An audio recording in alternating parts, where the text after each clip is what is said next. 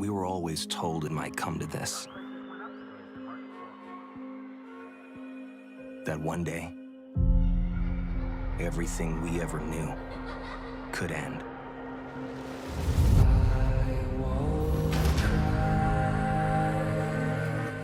It was a weaponized virus. One by one, we began to fall. People started tearing each other apart until society as we knew it collapsed. There's an ordinary world.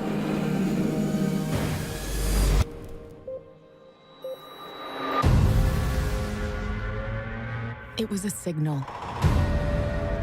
that the normal lives we led Were gone.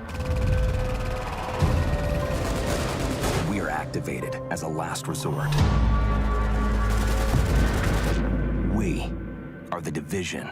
We don't know how many of us there are. or what it will take to save what remains. But there is one thing we do know.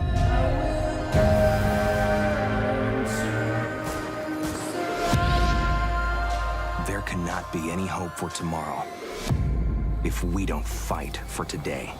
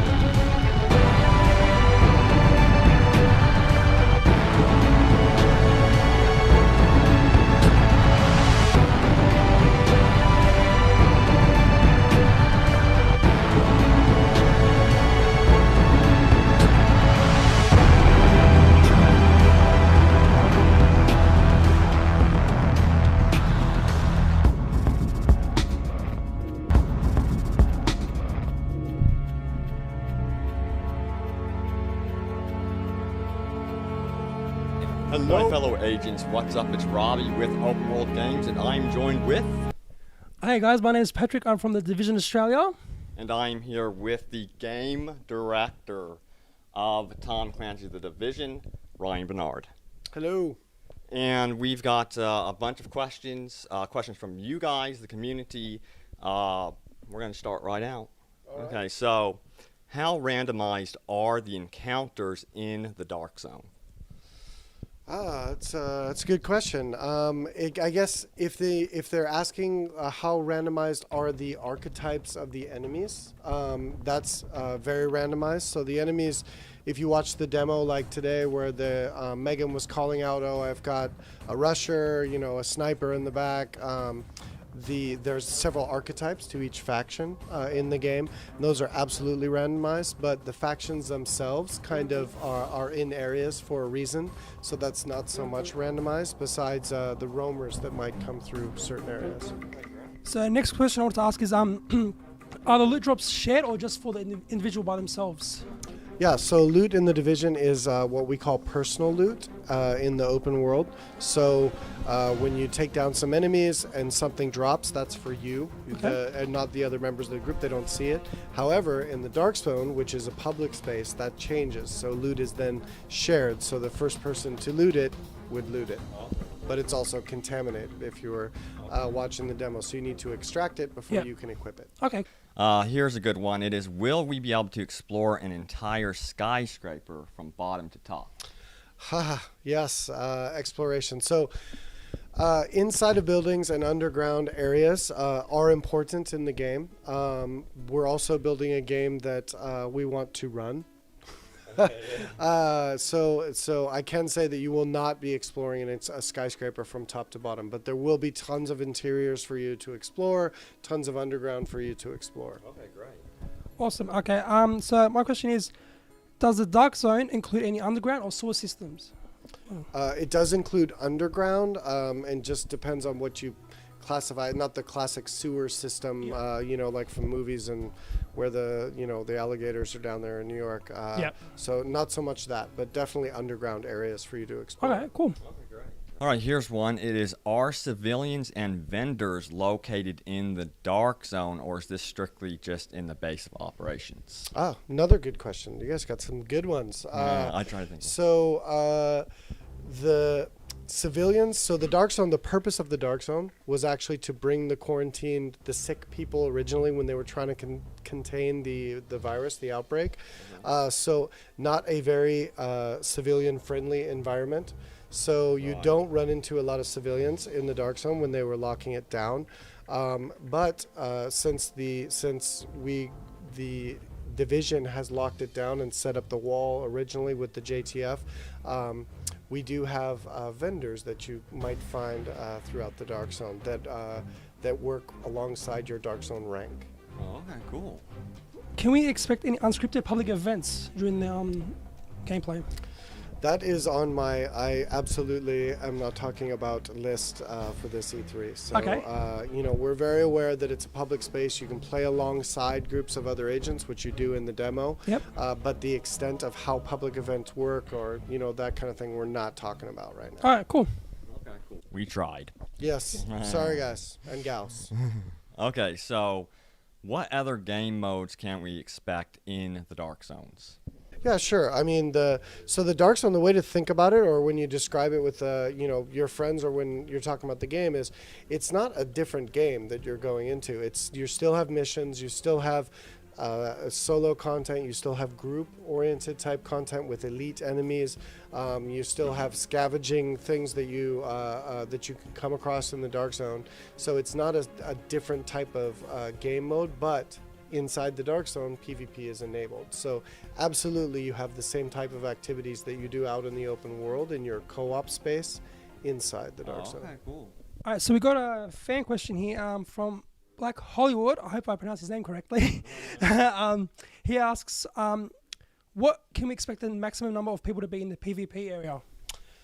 Yes, so we get this one a lot.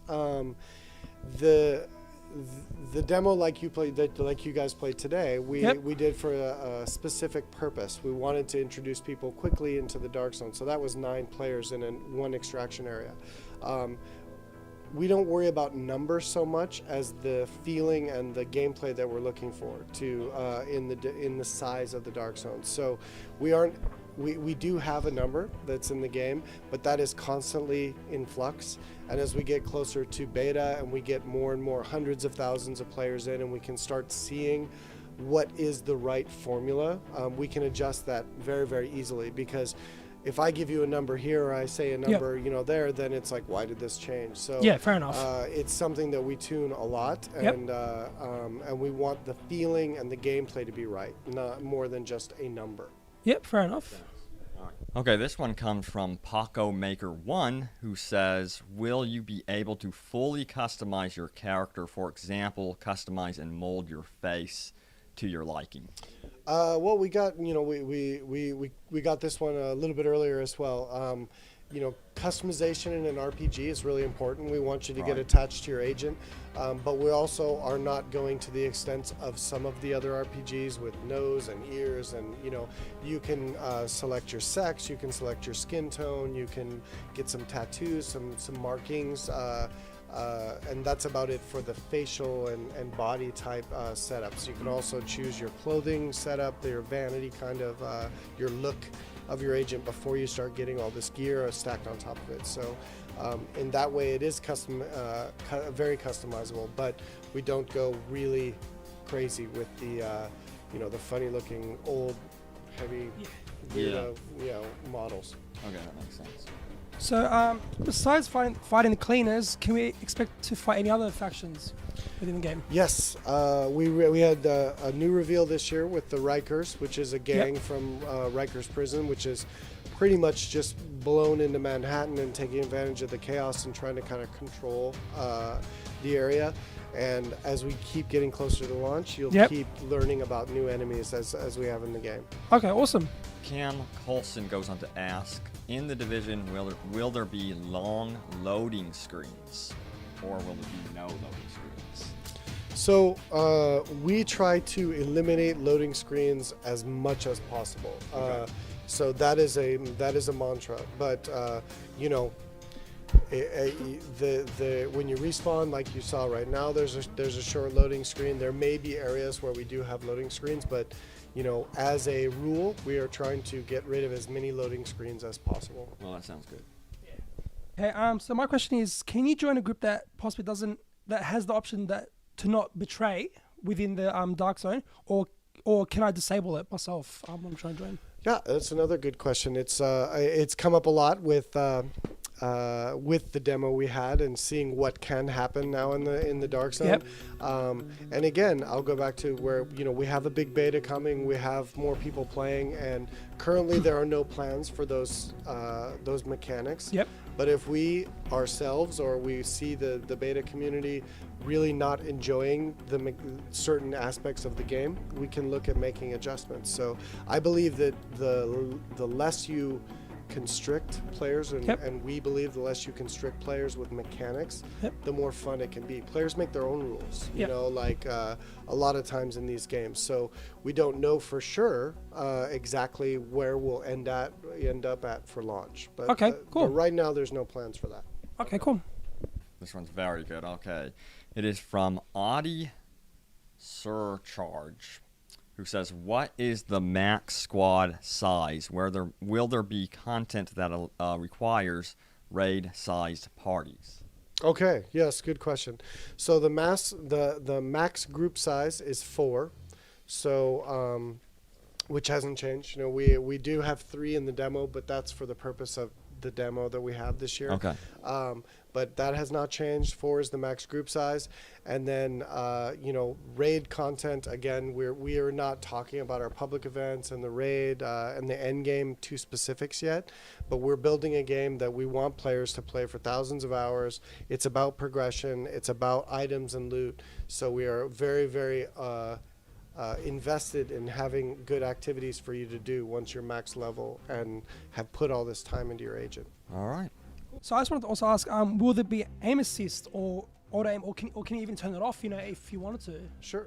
There is aim assist right now. You guys were playing with it today. So it's very subtle. We try to make it natural, make it a little bit different for the different weapons. And it's like a nudge, but any shooter, when you have control, the console controls involved, you need to look at how do you do the aim assist to make it to help compensate for no keyboard and mouse. And then on the PC version, the balance and the 3 C's, as we call it, is very different. Then you balance it for a keyboard and mouse PC game. With a lot less heavy-handed aim assist and those kind of things. Awesome. So how will weather and the day and night cycle affect actual gameplay? It affects basically the environment and the content that's there. So depending on the time of day, depending on the weather system, sometimes enemies enemy factions will go inside, disappear, move to a different area. It changes the audio or the audible range that they can detect you as an enemy type from day and night and from the weather type, so you can maybe get into a better position to take them out early, those kind of things. So that's how the day and night cycle really affects the content. It doesn't completely change it, but it really, really alters it. Because I love day and night cycles. Yes, it's very cool. We all do. Yeah. That's it. So how large can we expect the map to be actually? For example, how long does it take to cross on foot? Yeah, that's another great question that I can't answer right now. So, that's fair enough. The game is big, and we want it. We know that we have to support a certain amount of level progression, a certain amount of players, and but we want to keep the fidelity that you see in the demo. We want to keep the realism that you see in the demo. So you know, again, it's another one of those things that as we get closer to beta and launch, that stuff will come out. So how long would it take to experience all of the content of the game? Like how long? It's another one of those things where I like to. There's a certain game. We're not supposed to talk about different games, you know, when we talk. But an RPG game that you can go through the main storyline if that's what you so choose to do in, let's say, 11 hours. And that same exact game, you can play all of the content in like 340 hours. So I think that it's an impossible question to answer. It's a great question, but it's an impossible question to answer. Everyone is different. Everyone will play different types of things. Some people will go into the dark, some won't. Some will follow the main storyline. Some will just go wherever they want. So there's no way I can answer that, but we are trying to put in as much content as possible and support this nice progression towards the maximum level in the game. All right, cool. Awesome. So we've got a fan question here from Lucky X360 asking, how much destruction will there be, and to what extent, small or large? Yeah, it's another good question. Destruction is important for us. I mean, the engine, Snowdrop, the proprietary engine we're building the game with, it makes beautiful destruction. Extremely realistic. You've seen that. It's not just in demos. It's in the game you were playing today. Of course, not everything is destructible. It's again a lot like the building question. You know, that we want to make as many things destructible as make sense, as good for performance as well as gameplay. So many things in the game are destructible, but I don't have a percentage or a ratio or a number. But again, it's when it makes sense and as much as the game needs to support. Yeah. Okay, cool. Just want to also, so for those who maybe missed it, when is the release date and also what it's releasing on and any betas and stuff like that? Sure. So the game, Tom Clancy's The Division, is going to be released on March 8th, 2016, and it's out for Xbox One, PlayStation 4, and PC. Yep. And then ahead of that, if you have an Xbox One, you can get into the beta in December if you pre-order the game, or if you go to the website, you can enter, I guess it's like a raffle to potentially win a slot. And then for PlayStation 4 and PC, it'll be right at the start of next year. We'll be getting into those betas. Okay, awesome. I think that's everything we've asked. All right. Yeah.